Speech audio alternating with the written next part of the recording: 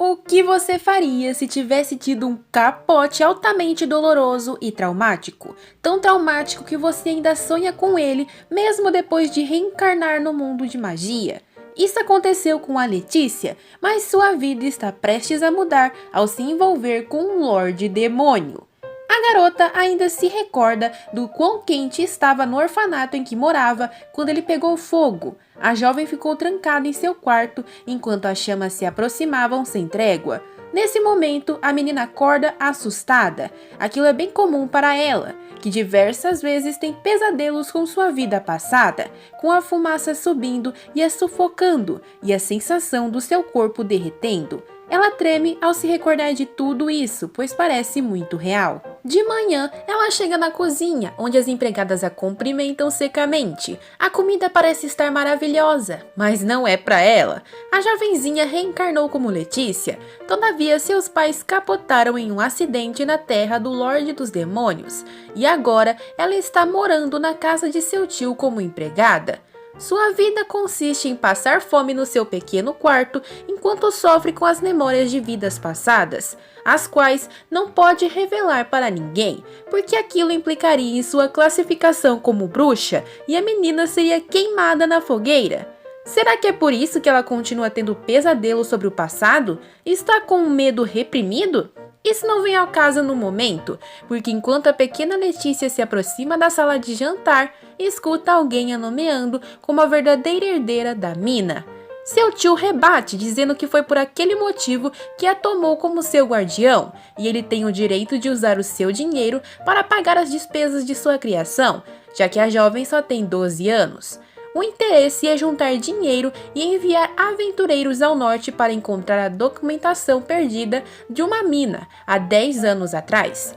E se a família tiver sucesso, eles serão super ricos com aquele dinheiro.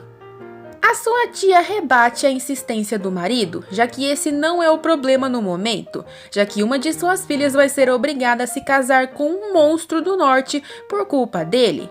As garotas negam veemente que vão a qualquer lugar e a Letícia não está entendendo nada. A sua tia explica que a casa Halstead tem dado à luz apenas a criaturas sombrias por conta de sua genética hereditária amaldiçoada. Além disso, o Lorde Demoníaco que mora lá tem 3 subordinadas conhecidas como vovós demônias, que irão sacrificar qualquer garota solteira que ele não goste, colecionando seus pertences num quarto. Letícia está completamente confusa, porque achou que a família Halstead era apenas uma lenda para assustar as crianças. O tio diz que não pode desistir daquela importante papelada, e então as demais empregadas pressionam a Letícia para entrarem com a comida. Enquanto ela cumpre sua função, se lembra que o tio não compareceu aos funerais dos seus pais para procurar aquele papel maldito, o que o torna um nojento. O que aconteceu foi que 10 anos atrás, o tio partiu pessoalmente para o norte atrás do tal documento da mina.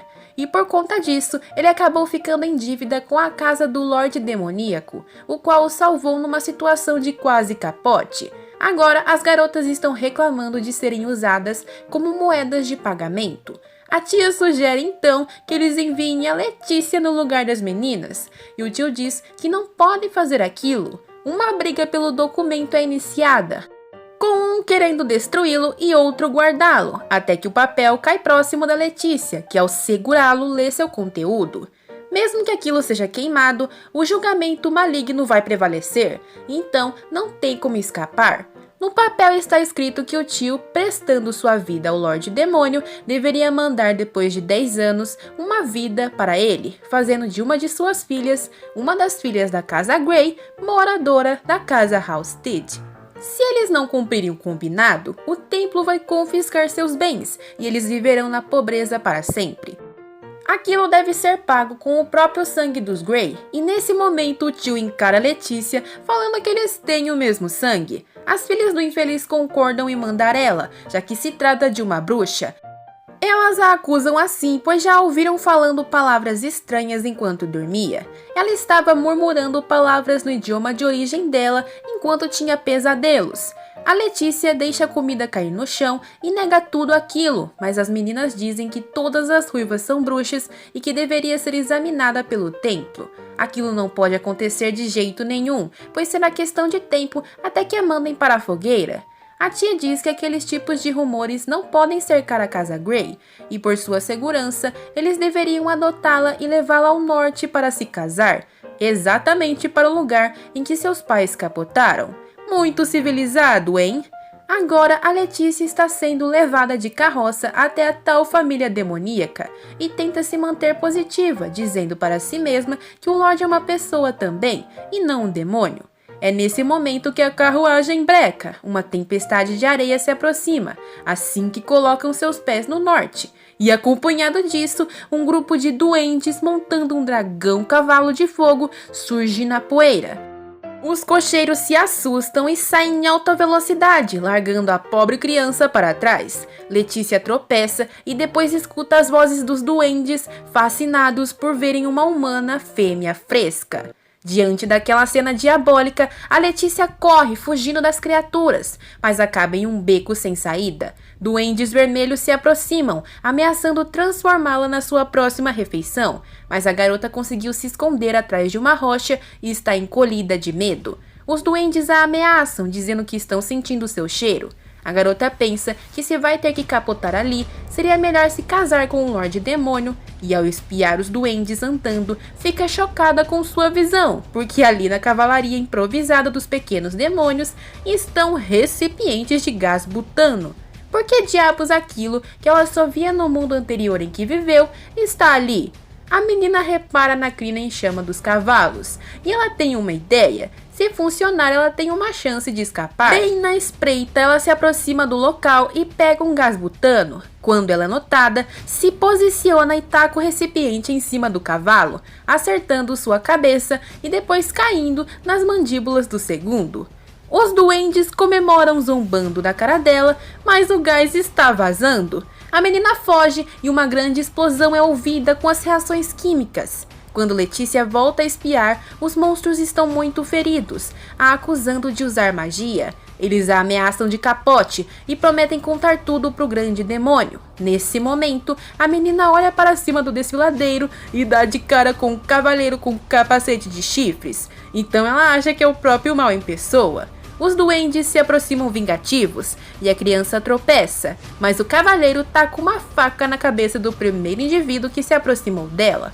De repente, humanos começam a surgir enfrentando os diabinhos, e eles falam que metade foi aniquilada por uma explosão. Será que tem um mago por ali? É só o poder da ciência.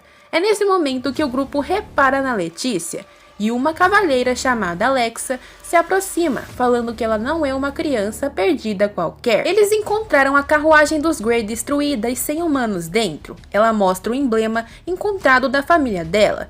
Então eles reconhecem quem de fato é a menina, a que foi enviada para pagar a tal dívida. Se aproximando atrás dela, o cavaleiro mascarado de antes fala com sua espada pingando sangue que os Grey de fato cumpriram o combinado. Letícia olha para o mascarado, que tem uma pose bem imponente, hein? Ela repara no símbolo em seu peito, que leva um dragão com 2 pares de asa, o símbolo da família Halstead. Ou seja, isso significa que aquele homem é o Lorde Demônio e também o suposto prometido da garota. Letícia é levada para o castelo de Halstead e está profundamente surpresa pela lenda do Lorde Demônio ser verdadeira. Todos estão achando que ela está meio confusa por ter sido atacada pelos duendes. Quando o indivíduo tenta chamar sua atenção, ela berra desesperada. O indivíduo recebe o xingo de uma senhora atrás, já que assustou a criança. Peraí, será que são essas as 3 senhoritas da voz demônio? Mas ela só queria dar um biscoito, poxa. Para acalmar a menina, as idosas decidem se apresentar. A primeira avó é a Alexa, governanta do palácio. A segunda é Vastia, uma babá. E a última é Cásaro, a cozinheira que fez aqueles biscoitinhos. Com uma forma, aquilo deixou a criança ainda mais assustada. Mas de demoníaco essas 3 idosas não tem nada. Vastian a acalma e diz que devido à viagem ela ainda está em choque, então vai levá-la a seus aposentos. No caminho, a criança só está se perguntando se será devorada, se vai ser oferecida como sacrifício ou se será escravizada. Ela se lembra da lenda das 3 bruxas e do quarto cheio de pertences das jovens que passaram e capotaram lá. Quando ela passa por um quarto cadeado, questiona a babá avó sobre o que tem nele. Você vai descobrir em breve. Isso não é tranquilizador para a pequena, que ao dormir se questiona se seria melhor fugir e se entregar às mãos dos demônios. Talvez assim ela reencarne de novo e tenha uma vida um pouco mais longa dessa vez. Ela treme na cama, pensando no que pode acontecer no dia seguinte, e está preocupada se o Lorde Demônio pode vir de noite e capotá-la com uma faca. Ela se levanta e ruma até a porta, que para sua surpresa está destrancada. Ela vê que o castelo é muito grande. Será que Letícia vai achar a saída sozinha? Andando pelos corredores, a criança topa com dois indivíduos falando sobre os pertences dos duendes, mas não é notada. Ou era o que ela pensava, pois uma voz impiedosa pergunta atrás dela o que estava fazendo ali. A garota se assusta e tenta se explicar gaguejando. O Lorde Demônio pergunta onde ela está indo, e novamente a menina não consegue responder. Ele ordena que a jovem siga-o, e hesitante ela faz isso. O homem chega em uma grande biblioteca, onde ao empurrar um livro, uma passagem secreta gigante se abre. Ele indica que se seguir aquele caminho, sairá para os estábulos. Ela pode pegar um cavalo e ir embora. A garota fica confusa com aquela gentileza e o Lorde Demônio completa que se precisar de ajuda, algum cavaleiro vai escoltá-la até o território sul novamente.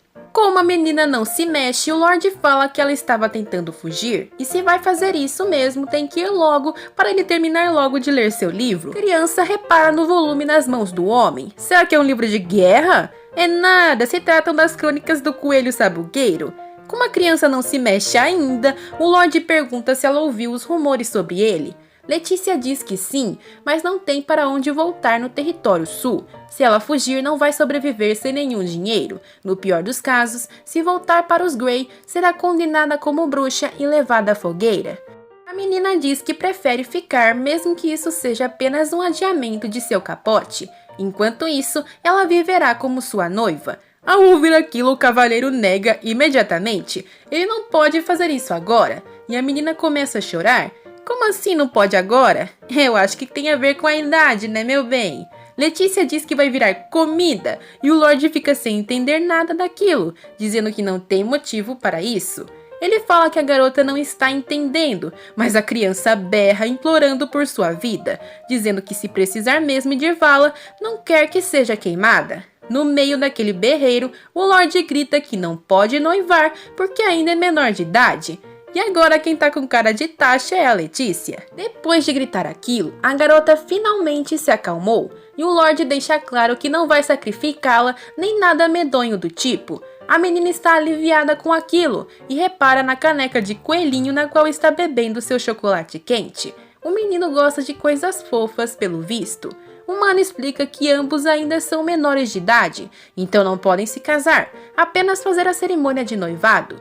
Quando Letícia pergunta sua idade, ele informa que tem 15. A jovenzinha diz que são apenas 3 anos, e o Lorde fala que é bastante tempo, já que precisam passar pela primavera, outono, verão e inverno 3 vezes.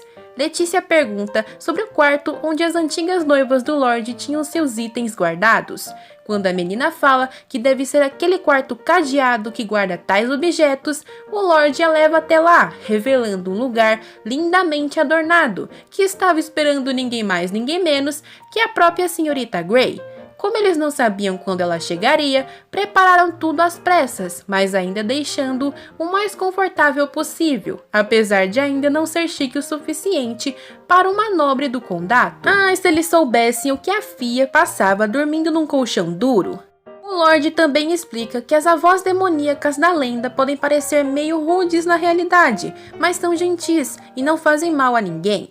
Todavia, a maior parte dos rumores sobre ele é verdadeira. Ele é horrível e nojento, e tudo naquele castelo, incluindo ele mesmo, é indigno de alguém como Letícia. A menina fica em silêncio e depois revela que não é filha do conde, e sim sua sobrinha, falando sobre sua triste história de vida e como suas primas não quiseram ser mandadas para lá. O Lorde Demônio, anjinho como é, fica irritado com aqueles monstros tendo obrigado a garota a ir até ali. A menina não tinha escolha, ou fazia aquilo ou era queimada, né? Ela pergunta se vai precisar ir embora, agora que sabe a verdade. Mas o Lorde diz que isso era o que originalmente ele faria. Desde o começo, ele já planejava se divorciar da filha do conde assim que eles se casassem e depois enviaria ela de volta, mas ele mudou de ideia, já que o tio e a tia da jovem não merecem criá-la. Ele pede para ela segui-lo e assina um documento autorizando Letícia a ficar no castelo o tempo que quiser. Se preferir, pode até obter proteção e ninguém será capaz de pôr as mãos nela. Depois de mostrar a papelada assinada para a garota, o gentil lord a escolta para seu quarto e até pergunta se ela quer que ele desligue a luz para ela. A criança diz que quer dormir de luz acesa, mas antes do homem sair, ela o chama de Erden.